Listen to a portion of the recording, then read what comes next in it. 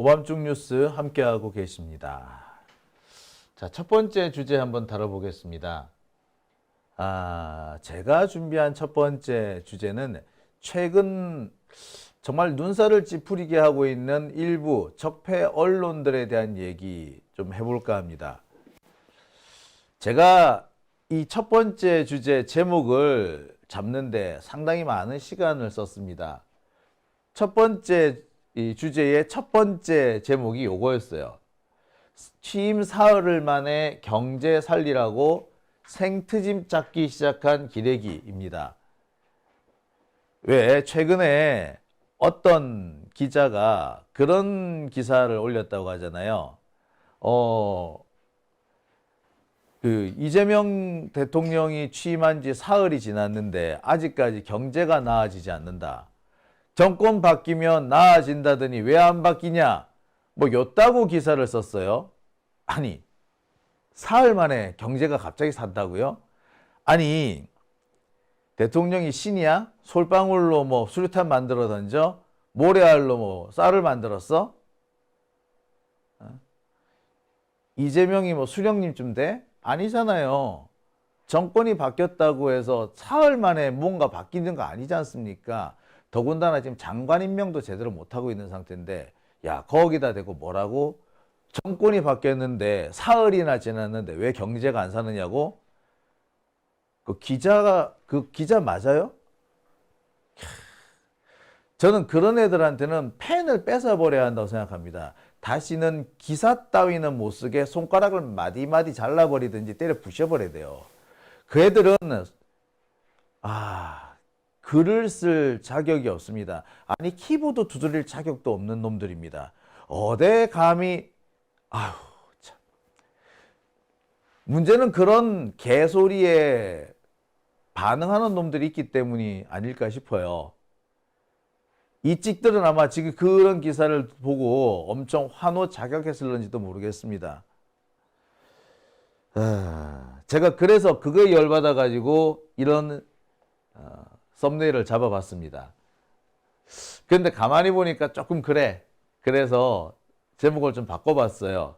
기레기는 무엇을 노리나? 조직적 가짜뉴스 유포 시작. 제가 이렇게 제목을 잡은 이유는 지금 언론들, 소위 말하는 그러니까 유튜버를 통해서 퍼지는 가짜뉴스나 혹은 뭐 카톡을 통해서 유포되는 가짜뉴스와는 달리 지금 레거시 미디어를 통해서 유포되고 있는 가짜뉴스, 요거는 이게 좀 질적으로 완전히 차이가 있더라고요. 유포되는 속도라든지 그것을 진실로 믿게 만드는 이런 신빙성이라는 측면에서 기존의 가짜뉴스하고는 격이 틀려요. 근데 이 가짜뉴스들이 꽤 조직적으로 유포되고 있다라는 점이 포착이 됩니다. 조직적으로 가짜뉴스를 퍼뜨린다고? 조직적으로? 예, 뭔가가 조직적으로 진행된다면 이거 이상한 거죠. 리박스쿨도 조직적으로 움직이면서 이 리박스쿨은 단순 리박스쿨이 아니라 이건 뭐다? 예, 그렇습니다. 얘네들은 시민들과 이 대한민국이라는 나라의 이성을 망가뜨리는 극우 분자가 되는 거죠. 따라서 이른바 레거시 미디어들의 조직적인 가짜뉴스 유포는 뭔가 의도한 바가 있는 겁니다. 그래서 제가 최종적으로 제목은 이렇게 잡아봤습니다. 조직적 가짜뉴스 유포 시작, 적폐 언론은 무엇을 노리나 입니다. 윤석열이 저지른 내란을 1차 내란이라고 하잖아요. 예. 그런데 2차 내란은 조희대의 사법 내란 아니겠습니까? 자, 그리고 3차 내란은 바로 기레기들의 가짜뉴스 내란이 아닐까 생각해 봅니다. 3차 내란이 지금 진행 중이라고 봐도 될 것 같아요. 자, 3차 내란 어막을 장식해. 자, 하루 600만 원씩 벌었는데 18년차 횟집 사장의 고백. 기자 이름이 권용훈인가 봐. 직업 불만족이래. 뭐 노량진 수산시장에 갔는데 사람들이 안 오더라. 손님 없이 그냥 사장이 손님만 맡고 있더라. 일하는 사람도 없더라. 왜 이렇게 장사가 안 됩니까? 상인은 버럭 화를 내더라. 현충일 이렇게 장사 안 된 적 처음이라고. 나는 이 기사를 보면서 되게 약간 이상했습니다. 현충일 날 원래 술이 잘 안 팔려요. 원래 현충일 날 음주, 가무 하지 말라 그래요. 그래서 전국적으로 식당이 제일 많이 쉬는 날이 사실 현충일이에요. 술집 제일 많이 쉬는 날도 현충일이에요. 근데 현충일 날 이렇게 조용한 건 처음이다? 좀 조금 이해가 안 가요. 자, 아무튼 그러면서 뭐라 그런다? 정권 바뀌면 장사 살아난다 그러지 않았냐? 근데 정반대가 됐다. 정권이 바뀌었는데 왜 장사가 안 되느냐? 이딴 소리를 하는 사람이 있다는 겁니다. 이 사람이 누구? 노량진 수상시장에서 만났다는 도다리 상인 김모 씨라고 합니다. 참 대가리가 있다고니까 도다리나 팔고 살지. 아우 진짜 씨. 아니 이 기사가 언제 기사냐면 6월 8일 기사입니다. 6월 8일 기사. 이재명 대통령이 선서한 게 언제예요? 6월 4일 아닙니까? 4, 5, 6, 7, 8. 딱 4일 지났네. 4일 지났는데 정권 바뀌었는데 왜 이렇게 장사가 안 돼? 4일 만에 그렇게 바꿔야 돼? 경기를 바꿔놔야 돼? 그러면 그거는 대통령이 아니지. 그럴 때는 대통령을 뽑을 게 아니라 수령님을 뽑아. 솔방울로 수류탄 만들고 모래알로 쌀 만들어가지고 나뭇잎에 타고 압록강 건너다니는 그런 수령님을 뽑으라고. 사흘 만에 어떻게 경기를 바꾸냐고. 그거를 기자가 받아쓰고 장사하는 사람이 떠버렸다고? 아이고 진짜 이런 걸 보고 뭐라 그런다? 개소리라 그러죠. 이거는 가짜 뉴스라고 말하기도 참 쪽팔리는 수준입니다. 이거 개소리예요. 그냥 개소리. 이것을 버젓이 기사랍시고 올려놓습니다. 이게 버젓이 기사가 된다고요? 예. 한경이라는 언론사에서는 이게 한국경제죠. 한국경제에서는 이게 기사로도 가치가 있는 모양입니다. 이거는 소설도 아니죠. 그냥 사기를 친 거 아닙니까? 근데 이게 회사 이름 탁 달고 언론사가 유포된다고? 저는요, 앞으로,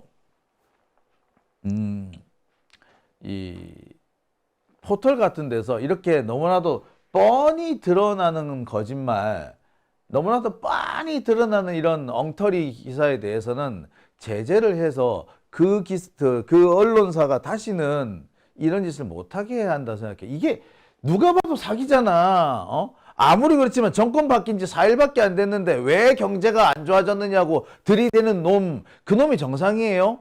그리고 그 놈이 정상이 아닌데 그 정상 아닌 놈 기사를 받아 쓰는, 그걸 기사랍시고 받아 쓰는 기자가 기자야? 아 진짜. 그리고 그거를 기사랍시고 실어주는 언론사가 언론사야? 아이고야 진짜. 쪽팔리는 줄 알아야지. 쪽팔리는 줄 알아야지. 기본이 안 된 새끼들 아니야. 아이고 나 진짜. 자, 근데 이 기사 꽤 많이 읽혔고요. 꽤 많이 공유가 됐습니다. 마치 이런 기사가 올라오기를 바랬던 것처럼 삽시간에 유포가 됩니다. 지금도 보니까 이 기사 내려가지 않고 있습니다. 부끄러움을 모르는 거고 잘못도 인정하지 않는다는 거죠. 이 말은 이 기사에 배경이 있다 혹은 누군가의 음모가 숨었다 라고 볼 수도 있습니다. 참. 자, 이어지는 가짜뉴스 파동 한번 보시겠습니다. 자, 이재명 대통령은 오늘 국민들이 장관, 차관 혹은 정부 주요 공직자의 직위를 추천할 수 있도록 이른바 국민 추천 제도를 시행을 합니다. 좋은 거 아닙니까? 국민들로부터 추천받는다는 거 얼마나 바람직한 일입니까? 국민들이 추천한 사람 중에서 가장 훌륭한 사람을 뽑으면 아무래도 인재를 등용하는 데 큰 도움이 되지 않겠습니까? 그런데 이 기사에 대해서 중앙일보는 뭐라고 했다? 김어준 방통위원장 만들기랍니다. 김어준 방통위원장 만들기를 하려고 국민추천제라는 것을 쓰기로 했답니다. 아니, 국민추천제를 한 이유가 김어준을 방통위원장으로 앉힐까 봐 그랬다는 거예요. 김어준이 방통위원장에 앉을까 봐 엄청 겁나는 모양인데 생각 못 해봤던 거고 그럴 수 있다고 생각해 본 적도 없습니다만 김어준 총수를 방통위원장 앉히자고 한번 얘기해 볼까 하는 생각이 절로 덜려나네요. 아주 극단적이고 아주 지엽적이며 어떻게 보자면은 지 대가리 밖으로 나가기 어려운, 현실에서는 구현조차 되기 어려운, 그저 지 대가리 속에서 상상으로 존재할 수밖에 없는 그런 아주 특이한 사례를 예시로 들면서 비난을 하는 겁니다. 이거야말로 발목 잡기 아니겠습니까? 윤석열이는 야당이 발목 잡기를 한다는 이유로 계엄까지 선포했는데 우리 이재명 대통령도 국힘당이 이렇게 자꾸 발목 잡기를 하면은 계엄 선포 하락할까? 그죠? 아니 국힘당도 하는데 우리가 못할 게 뭐가 있어? 안 그렇습니까? 자, 이렇게 좋은 제도를 시행을 하는데 이것을 이렇게 빼딱하게 받아들이는 이런 국힘당도 그렇고 중앙일보도 그렇고 속이 베베 꼬인 놈들이죠, 한마디로. 그죠? 자, 근데 이렇게 베베 꼬인 놈들 중에 대표적인 놈이 하나 있어요. 누구? 한동훈. 한동훈이가 뭐? 김어준 같은 사람을 대법관 만들려고 민주당이 뭐 획책을 하고 있다. 요런 소리를 합니다. 아니 김어준은 방통위원장도 됐다가 대법관도 됐다가 그래? 김어준은 뭐 만물의 영장이야? 아니면 모든 것의 시초야? 여기서는 방통위원장, 김어준 방통위원장이라더니 여기서는 김어준 대법관이야? 아유 진짜 아우 이 쌍놈들 진짜. 예, 대가리 속에 든 게 이거밖에 없는 거예요. 자, 한동훈이가 왜 이렇게 개지랄을 떨었느냐? 그 민주당에서 이른바 변호사가 아닌 사람들, 비법조인들의 대법관 인용 이 제도를 이번에 추진을 하려고 했죠. 근데 일단 반대가 심해서 일단 중단이 됐습니다. 그러자 한동훈이가 요런 개소리를 시전을 했었어요. 참 어처구니가 없습니다. 그죠? 참. 자, 김어준은 방통위원장도 됐다가 대법관도 됐다가 아이고 제주 좋네. 이쯤 되면 한번 시켜볼까? 이런 생각도 드네요. 김어준 방통위원장 한번 시켜볼까? 아니 솔직히 말해서 김어준이 방통위원장이든 대법관이든 못할 건 뭐가 있는데 한동훈 같은 새끼가 검사를 하는데 김어준 같은 놈이 대법관 할 수도 있는 거 아닙니까? 안 그렇습니까? 예? 소위 말하는 처갓집 집사 검사, 처남의 마약 혐의를 숨겨주는 검사, 그런 것들도 검사하고 있는데 아이고 그런 놈이 검사하는 거나 장용진이가 판사하는 거나 뭐가 다른데? 아니 내가 판사하는 게 훨씬 나을 것 같은데요? 여러분 어떻게 생각하십니까? 예, 참 기가 막힌 아유 진짜. 자, 보시다시피 이 기사들도 아주 극단적이고 희박한 사례를, 그리고 정말 상상 속에서나 존재할 만한 것들을 사실이랍시고 현실에서 일어난 것처럼 왜곡을 해서 만들어낸 가짜 뉴스입니다. 보시다시피 김어준이가 방통위원장도 됐다가 대법관도 됐다가 이리 갔다 저리 갔다 할 정도로 언제든지 위조와 조작을 위해서 부품 교환 이런 걸 많이 할 수 있는 그런 기사들인 겁니다. 자, 보시다시피 이 역시 단순히 어떤 기자가 그냥 썼다라기보다 조직적으로 기사가 유포되고 있고 제작되고 있다라고 의심할 수밖에 없는 상황이죠. 아, 참 나라꼴 희한하게 갑니다. 그죠? 자, 주진우 같은 새끼가 뭐라고 그랬느냐? SNS에 이런 얘기했습니다. 민주당 박범계 의원이 유시민도 대법관에 임명할 수 있도록 법원 조직법 개정안을 냈대. 박범계는 그런 얘기 한 적 없는데 유시민 대법관으로 임명할 수 있도록 했다는 거. 이 주진우 이 개새끼 이거는요. 지 좌천 당했는데 좌천 안 당했다. 주진우 이거 지방으로 발령 났는데 지는 좌천 당했다 그러고 나는 에이 그 정도는 좌천 아니야 라고 했다고 해서 지 입맛에 안 맞는, 지는 좌천됐다 생각하는데 내가 좌천되지 않았다라고 했었던 이유로 나 고소한다 그랬어 이 개새끼가 이거. 그런데 뭐 박범계 의원이 유시민도 대법관으로 임명할 수 있도록 하는 법원 조직법 개정안을 냈다고? 유시민? 무슨 유시민? 요런 놈은 진짜 싸다구를 좀 해버려야 되지. 이런 게 검사를 하고 이런 게 국회의원을 하고 있습니다. 그러니 국회의원이라는 말이 나오지 않겠어요? 참네. 아유, 자, 재밌는 얘기 하나 할게요. 자격 요건을 없애버리면 유시민 같은 사람도 명예훼손 재판 받아봤으니 경험과 법률 소장이 있다고 우길 것이 뻔하다. 그렇게 경고했다라고 합니다. 재판 받아봤으니까 나 법률적으로 소양이 있는 사람이야. 어디서 많이 들어본 것 같은데? 아씨, 한동훈이하고 윤석열하고 내가 그쪽에 수사를 한번 해봤어. 그래서 내가 거기 전문가야. 그러지 않습니까? 에? 내가 말이야 옛날에 뭘 해봤다고? 주가 조작 사건을 수사를 해봤어. 그러니까 나는 주식 분야 전문가야. 내가 말이야 대기업 삼성전자 이런 데를 수사를 해봤어. 그럼 나는 뭐 전문가? 반도체 전문가야. 이복현 같은 거는 은행 사채업자들 수사를 좀 해봤어. 그래서 뭐가 된다? 그렇지. 금융 전문가야. 지들은 검사는 그래도 되고 우리는 그러면 안 되나? 안 그래요? 자, 아무튼 제가 드리고자 하는 말씀의 요지는 이렇게 어거지 같은 가짜 뉴스들이 매우 조직적으로 유포된다는 겁니다. 오죽했으면 전혀 다른 날에 전혀 다른 기자가 저러 다른 언론사에서 기사를 썼는데 똑같이 김어준을 넣겠냐고요. 예. 이거 그냥 나오는 거 아니에요, 이거.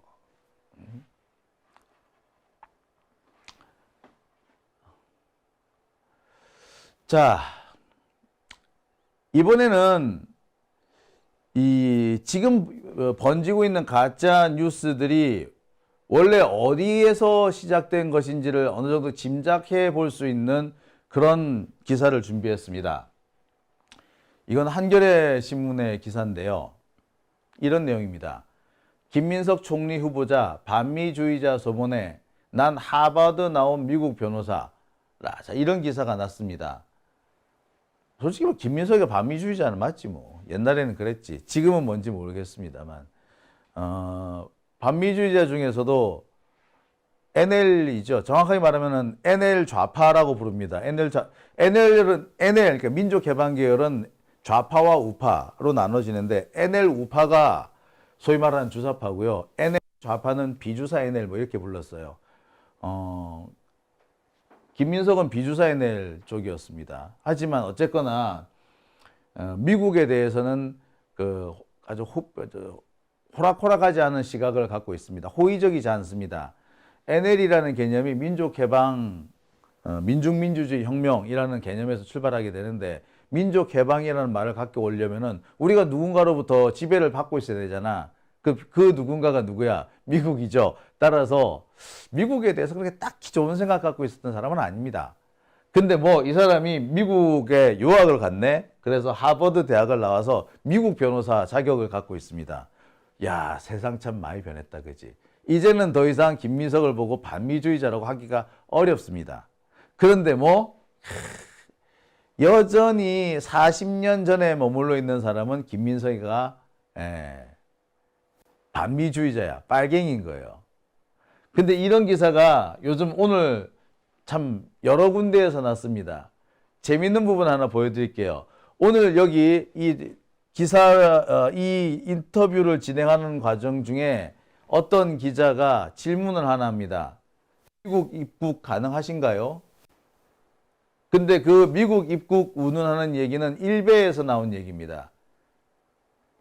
반미주의자였던 김민석이 어떻게 미국에 입국할 수 있겠느냐. 그런데 이 사람이 국무총리가 됐으니 이제 잣대 심각해졌다. 우리나라는 이제 미국으로부터 버림받을 거다라는 게 일베 놈들의 지금 황당한 억지입니다.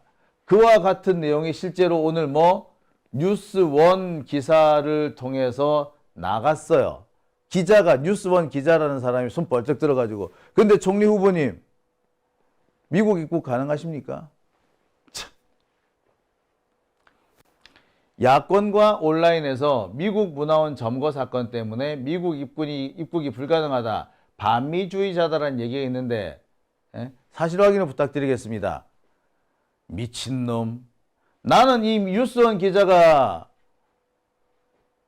그 김만배한테 그 밥 얻어먹던 찌질이 기자로 내가 이해를 하고 있는데 사실 확인 좀 해주지 왜.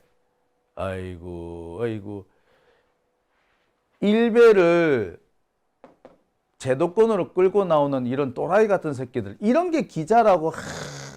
그러니까 이 머니투데이, 뉴스원 이런 회사들은 없애버려야 되죠. 자, 아무튼 보시다시피 지금 나오고 있는 가짜 뉴스들의 출처는 다 일베고요. 이 일베의 소굴들에서 뛰어나온 그 일베 회원들이 이 가짜 뉴스를 확대 재생산 유포하고 있는 겁니다. 그런 이걸 조직적인 유포라고 그러지 않을 수 있겠습니까? 자, 저는 여기서 참 걱정스러운 부분이 있습니다. 저쪽 진영 사람들이 이렇게 뭔가 조직적인 무언가를 하게 되면은요, 이거는 뭔가 정말 숨어 있는 이유가 있기 때문입니다. 얘네들이 뒤에서 뭔가 꿍꿍이를 벌이고 있기 때문에 생겨난 현상이라고 보여집니다.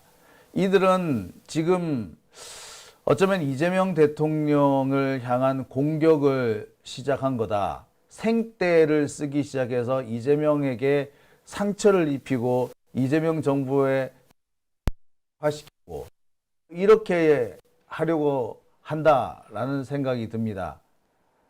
이들이 지금 제일 먼저 좌절시키고 싶은 것은 아무래도 이 특검이겠죠. 아시겠습니다만 지금 특검과 관련해서 400억 원이 든다는 등 몇 천억이 든다는 등 이런 기사들이 막 쏟아져 나오고 있습니다. 그러면서 이거 너무 비싸게 돈이 들지 않느냐, 검사가 120명이고 이거 사실상 특검청 아니냐, 일선 검찰청 특검 아닌 일선 검찰청 마비된다, 이런 기사들이 막 쏟아지고 있어요. 이게 이게 뭡니까 결국에? 특검하지 말라는 얘기 아니겠어요? 근데 특검을 안 하면은 이게 누가 좋을까요? 솔직히 말해서 김건희하고 윤석열만 좋은 거 아닙니까? 그리고 이렇게 검사 120명, 수백억 원의 돈이 드는 이런 특검이 만들어지게 된 이유가 뭡니까? 솔직히 윤석열 때문이잖아요. 윤석열이가 이거 특검을 일찌감치 받았더라면 지금 특검이 3개나 몰릴 이유가 없고 그 많은 세금을 들여가면서 특검을 다시 해야 될 이유도 없잖아요. 검찰 수사도 제대로 안 받았고 그때 윤석열이가 집권하고 있을 때 이 특검법을 통과시키지도 않았지 않습니까? 그러니까 미루다 보니까 지금 이렇게 커져버린 거잖아요. 눈덩이가 처음엔 조그만했는데 굴리다 보니까 커다래진 것과 다를 바 없지 않습니까? 그런데 이 기자가 뭐라고 썼다? 너무 돈 많이 들어간다. 특검이 3개나 한다. 이렇게 하면은 검사들 다 죽는데 검사들 죽으면 어때서? 검사들이 똑바로 못하는 바람에 이 특검을 하게 됐는데, 자, 이 기자는 사건의 원인은 다 제껴버리고 결과만, 우리 눈에 보이는 결과만 가지고 이렇게 뭔가 기사를 쓰면서 이재명을 비난하려고 작당을 짓고 있죠. 이 기사를 쓴 기자가 어느 회사다? 예, 세계일보입니다. 아시다시피 세계일보는 통일교 사나이고요. 통일교는 윤석열, 김건희한테 샤넬백과 수천만 원짜리 목걸이를 갖다 바친 적이 있습니다. 옷도 뭐 어쨌다고 그런 얘기가 들리대? 지금 세계일보는요, 자신들이 윤석열 밑에서 했던 일을, 그 일이 폭로될까봐 전전긍긍하고 있는 것이다 라고 보셔도 될 것 같습니다. 자, 오밤중의 뉴스 함께하고 계신 지금 시각은 11시 53분입니다. 제가 참 준비한 주제가 많이 있어요. 정말 많이 있는데 시간 관계상 참 많이 이 내용을 다 하지 못하는 걸 좀 안타깝게 생각이 듭니다. 빨리 한다고 준비를 했는데 좀 그렇지가 못한 게 좀 아쉽네요. 자, 하지만 제가 이 마지막 이 기사만큼은 꼭 제가 짚고 넘어갔으면 합니다. 세종시라는 기사입니다. 왜 뒤숭숭하다? 해양수산부가 부산으로 간대. 그러면서 세종시한테 그 악영향이 끼쳤다. 그래서 쉽게 말해서 부동산도 치고 팍 쭉쭉쭉쭉 올라갔었는데 갑자기 부동산 거래가 안 된다. 부동산 거래가 안 된다. 뭐 그런 기사예요. 이게 참 악의적이고 악질적인 기사잖아요. 해양수산부가 뭐 세종시 안 간다고 세종시로 옮겨갈 다른 정부 부처가 사라지는 게 아니잖아요. 해양수산부는 조그만 부서예요. 솔직히 큰 부서도 아니야. 해양수산부 같은 거 가딘가 말딘가입니다. 원래는 해양수산부가 국토교통부 소속이었죠. 해운항만청이었어요. 원래는. 자, 아무튼 그리고 세종시 집값이 갑자기 안 오르고 주저앉았다는 것은 그 전에 충분히 집값이 올랐기 때문이지 해양수산부 이전 때문에 그런 게 아니거든요. 자, 아무튼 여기 이 기사, 이 세종 어째 있는 이 기사에서는 보면은 집값이 올라서 큰일 났다라는 그런 기조로 기사가 쓰여지고 있어요. 그런데 바로 그 옆에 있는 여기 같은 경우는 집값이 안 올라서 큰일 났다.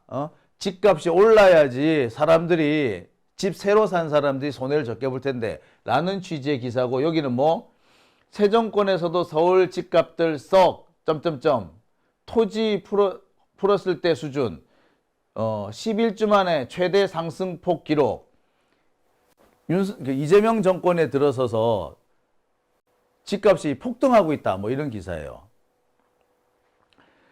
이게 뭐 잘못됐어요? 아니 여기에서는 집값이 안 올라서 큰일 났다고 하더니 여기 집값이 올라서 큰일 났다 그래야 돼? 참 기자들 이런 자, 더 황당한 거 하나 볼게요. 새 정권에서도 서울 집값이 들썩거렸다. 서울 집값 들썩. 자, 그러면서 이때 이런 그래프를 딱 보여줍니다. 이렇게 서울의 집값이 쭉쭉쭉쭉 오르고 있다는 그래프를 보여요. 날짜는 언제? 예, 6월 2일입니다. 6월 2일. 그러니까 이재명 정권이 출범하기도 전, 아니 투표도 하기 전이었어. 투표도 하기 전에 이 수치를 가지고 갑자기 이재명 대통령 당선 이후에 들이밀면서 새 정권에서도 집값 계속 오른다라고 어거지 쓰는 겁니다. 6월 2일 자료라고, 6월 2일 자료. 6월 2일 자료를 가지고 6월 5일에 가가지고 들이밀면서 또 집값 올랐다. 이딴 소리를 하는 거 아닙니까? 더군다나 6월 5일 이재명 대통령이 취임 선서한 다음 날이야. 근데 그 다음 날 가가지고 정권 바뀌었는데 여전히 집값 오른다. 참.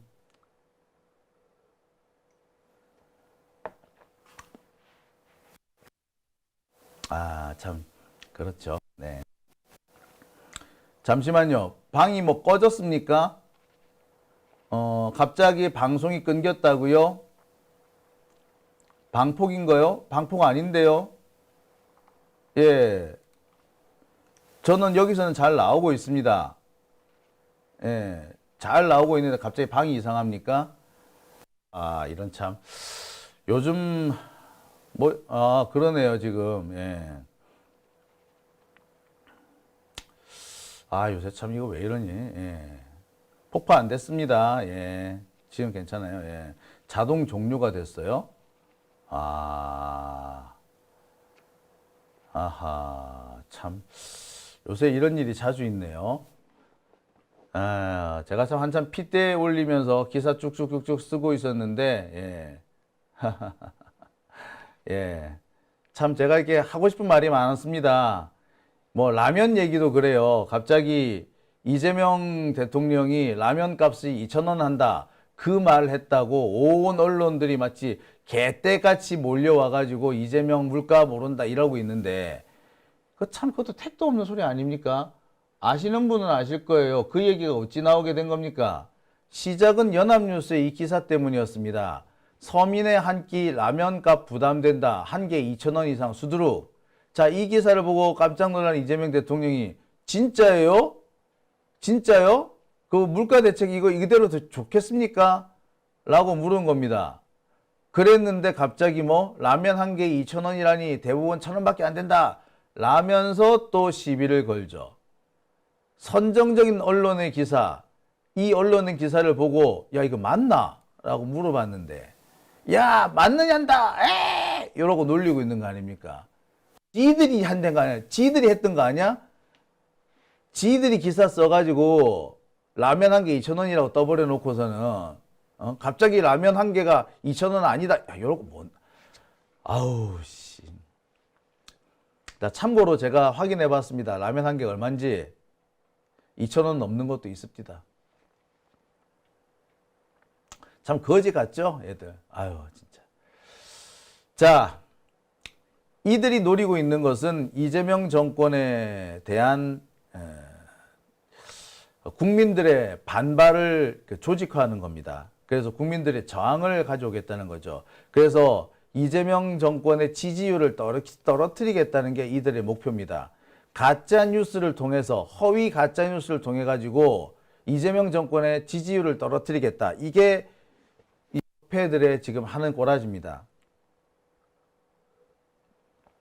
적폐 언론은요, 이재명 보고 정치 보복을 하지 말라고 합니다. 그런데 이거 정치 보복은 안 해야 되는 건지 모르겠으나 이 기레기들 이 애들 좀 버릇은 좀 고쳐놔야 되지 않을까 하는 생각이 드네요. 자, 오밤중 뉴스 함께하고 계신 지금 시각 12시 정각입니다.